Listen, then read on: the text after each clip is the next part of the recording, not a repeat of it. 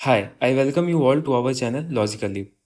So this is going to be the second video on the theme of industrial development.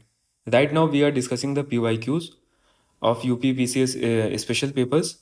So we are currently on the theme of industrial development. First question we have already discussed. A brief about what all industrial development, what जो भी थोड़ा बहुत data था that I have already told you. And the first question we have completed. We are right now moving to the second question. Examine the efforts of Uttar Pradesh in attracting MNCs so as to boost the economy of the state in wake of labor migration during the pandemic. अब यहाँ से बस I request you one thing कि जो भी नए questions हैं you first do the brain storming, you first write it on your own, then you watch this videos. They will prove out to be more effective than what you can think of. तो यहाँ पे जो important हमारे लिए कि सबसे पहले आप खुद ब्रेन स्टॉर्म करो जो हम लोगों ने अभी तक पढ़ रखा है, जो बाकी के थीम्स हम लोगों ने कवर किए हैं. एक गवर्नमेंट क्या एफर्ट डालेगी अगर इंडस्ट्रीज़ को अट्रैक्ट करना है, तो इंडस्ट्रीज़ को क्या चीज़ें चाहिए वही गवर्नमेंट उनको अवेलेबल करवाएगी. लैंड चाहिए इंडस्ट्रीज़ को तो गवर्नमेंट लैंड के ऊपर लैंड क्लियरेंस वगैरह ज़्यादा आसानी से देगी.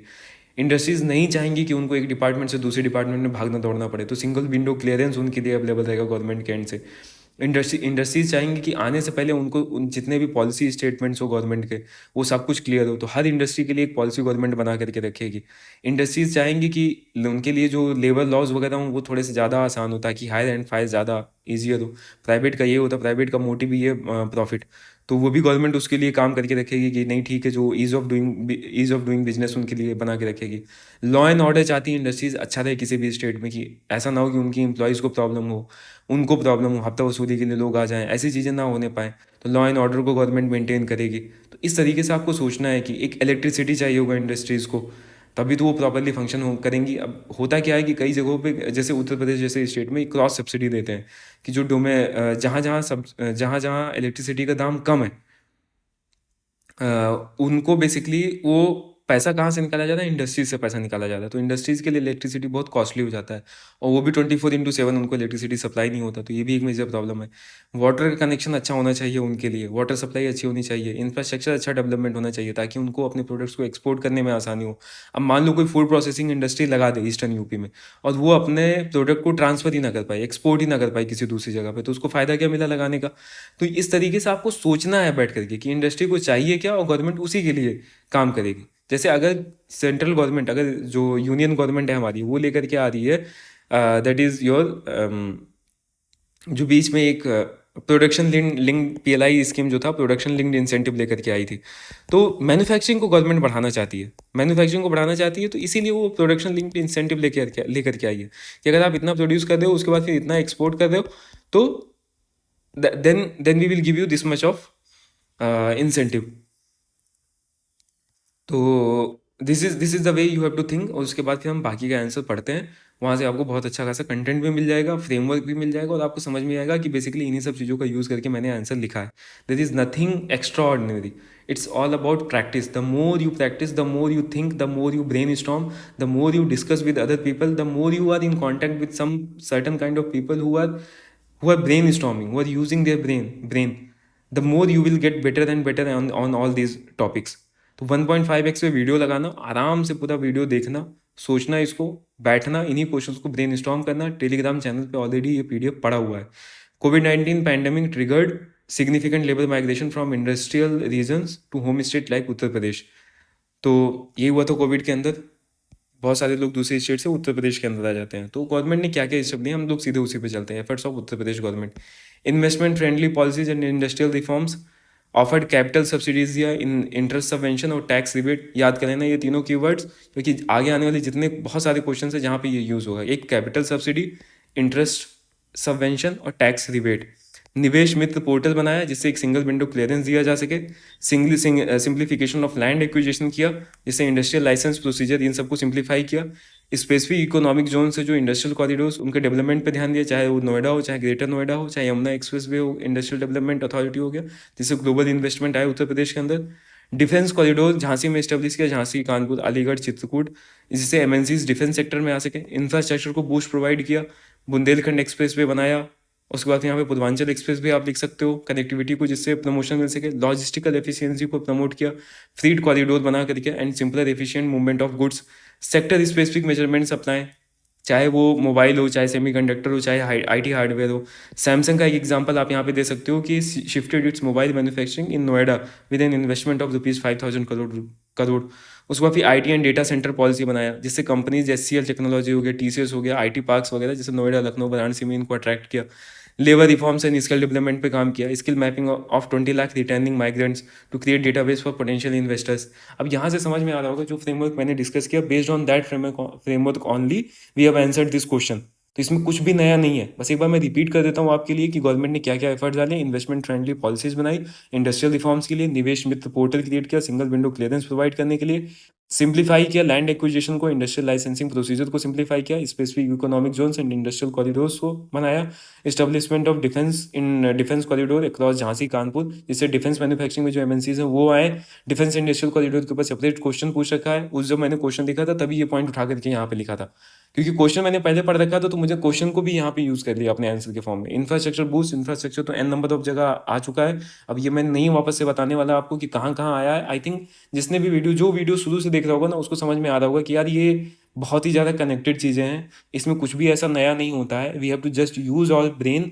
हम जितनी चीज़ें पढ़ रखे हैं उन्हीं को बार बार रिपीट करके हमको यूज़ करते रहना अपने आंसर्स में, तभी हम उससे हमारा आंसर बहुत अच्छा बन जाता है। Completion of Purvanchal Expressway, Bundelkhand Expressway ensured connectivity in some of the promising industrial areas of UP. Logistical efficiency की बात हुई, सेक्टर स्पेसिफिक मेजर्स जैसे कि सैमसंग ने अपनी फैक्ट्री शिफ्ट की, IT and data centre policy हो गया, labour reforms and skill development, इनके ऊपर काम किया। तो गवर्नमेंट ने क्या क्या एफर्ट डाले वो आप लोगों ने लिख दिया लेबर माइग्रेशन के टाइम पे। नेक्स्ट क्वेश्चन है, describe the main industries and industrial centres of UP. अब इसके ऊपर भी मैंने जैसे अब जब हम लोगों ने एमएसएमईज की बात की, तो वहाँ पे अलग अलग इंडस्ट्रीज़ के बारे में, हैंडीक्राफ्ट इंडस्ट्रीज, टेराकोटा हो गया, उसके बाद फिर ये स्टोन कटिंग वगैरह की जो इंडस्ट्रीज़ हैं। तो उसी तरीके से अब हम लोग बाकी की चीज़ें यहाँ पे देखेंगे। तो एक्चुअली ये क्वेश्चन बहुत ही ज़्यादा ईजी है। अगर आपने पहले के जो मैंने आंसर्स बताए हैं आपको, अगर उन्होंने उनको सुना है अच्छे से, उनको देखा अच्छे से, this question is going to be very very easy for you. तो मेन इंडस्ट्रीज और मेजर इंडस्ट्रियल सेंटर्स कौन कौन है यूपी में? UP with its traditional industries related to handicraft and modern day industries expanding from agriculture to minerals. अब ये traditional और modern का जो है ना चक्कर, ये आपने कहाँ देखा था? आप याद करना, इरीगेशन में देखा था कि there are traditional means of irrigation along with the adoption of the modern ways of irrigation as well, modern mediums of irrigation as well. और उसी में हम लोग को कनेक्शंस ड्रॉ करने की कोशिश कर रहे थे कि जिस तरीके से कैसे चेंजेस आए over the period of time irrigation के अंदर। तो मेन इंडस्ट्रीज कौन कौन से उत्तर प्रदेश में? हैंडीक्राफ्ट और हैंडलूम इंडस्ट्री है, चाहे वो आपका बनारसी साड़ी हो जाए, चिकनकारी हो जाए, यहाँ पे लखनऊ के अंदर जरदोजी हो जाए, बरेली में food processing and agro based industry है, शुगर मिल्स इन मुजफ्फरनगर, मेरठ और सहारनपुर में, आंवला प्रोसेसिंग इन प्रतापगढ़, पोटैटो इन फरुखाबाद। रिपीट हो रही हैं भाई चीज़ें यहाँ पे। मतलब आपको ये समझ में आना चाहिए कि अब यहाँ से कुछ नया नहीं बचता एक पॉइंट ऑफ टाइम के बाद। एक point of time, after a point of time, it's only repetition. It's something that you have read, you have to make your brain to recall all those things and then you have to reproduce them in the exam। यही simple सा तरीका है। जितना ज़्यादा आपका muscle memory strong रहेगा, जितनी बार आपने लिखा होगा इसको, जितनी बार आपने सुना होगा इसको, उतनी ही आसानी से एग्जाम में फ्लो करेगा। एग्जाम में टाइम लिखने का कम, सोचने का टाइम ज़्यादा जाता है। तो कोशिश यही करनी है कि हम इसको इतनी बार रिपीट करें कि जिससे हमारी मसल मेमोरी इतनी ज़्यादा स्ट्रांग हो जाए कि जिसका कोई लिमिट ना हो। सीधा सीधा हम रिप्रोड्यूस कर रहे हैं उन आंसर्स को एग्जाम के अंदर। Leather and footwear industry, Kanpur और आगरा के अंदर। Brass and metal work, Moradabad में, ब्रास सिटी ऑफ इंडिया कहा जाता है मुरादाबाद को। Electronics and IT, Noida, greater Noida. Samsung वाले ने कहाँ प्लांट लगाया था? सैमसंग वालों ने नोएडा के अंदर लगाया। Automobile and auto components, Noida वाले एरिया में। नोएडा कहाँ है? एनसीआर रीजन के पास में, तभी तो वहाँ पे ऑटोमोबाइल इंडस्ट्रीज लगेंगी। कानपुर में भी है। केमिकल एंड फार्मास्यूटिकल्स हम लोगों ने पहले देख लिया था इसके पहले जब एमएसएमईज की बात की थी। कानपुर एंड लखनऊ में। सीमेंट एंड कंस्ट्रक्शन मटेरियल कहाँ पे होगा? मिर्जापुर एंड सोनभद्र में। मिनरल वाला जब आंसर किया था तभी भी वहाँ पे देखा था। ग्लास एंड सिरेमिक्स, बोलना मत कितनी बार इसको रिपीट करते हुए हो गया। फिरोजाबाद में देखा था इसको। खुर्जा फेमस है इसके लिए, सिरेमिक प्रोडक्ट्स के लिए, ये भी मिनरल में देखा था। Sport goods, Meerut. Perfumes, perfume capital of India, Kannauj basically. यहाँ पे कन्नौज का नाम लिखना था। Kannauj is known as the perfume capital of India. हो गया। अब इंडस्ट्रियल सेंटर्स कौन से हैं? Noida and greater Noida. पहले तो पूछ रहे थे कौन कौन सी इंडस्ट्रीज हैं, अब industrial centres. Noida and greater Noida, industries like IT, electronics, automobile and real estate. Kanpur में कौन सी industries like leather, tannery, textile, chemical, plastic manufacturing etcetera. Lucknow में चिकनकारी, वाराणसी में, उल्टा ही लिख रहा हूँ बेसिकली, पहले वहाँ पे इंडस्ट्रीज लिखा शहर का नाम, अब यहाँ पे शहर का नाम और उससे associated industries. Banarasi silk sari, tourism.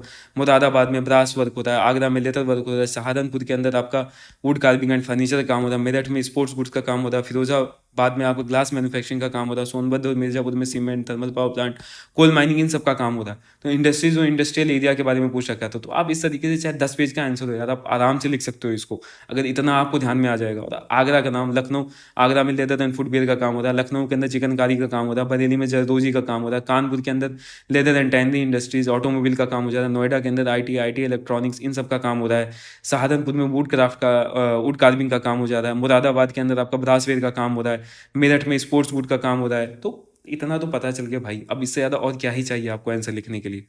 So I will pause this video here only, and in the next video we will discuss the remaining question. Thank you so much.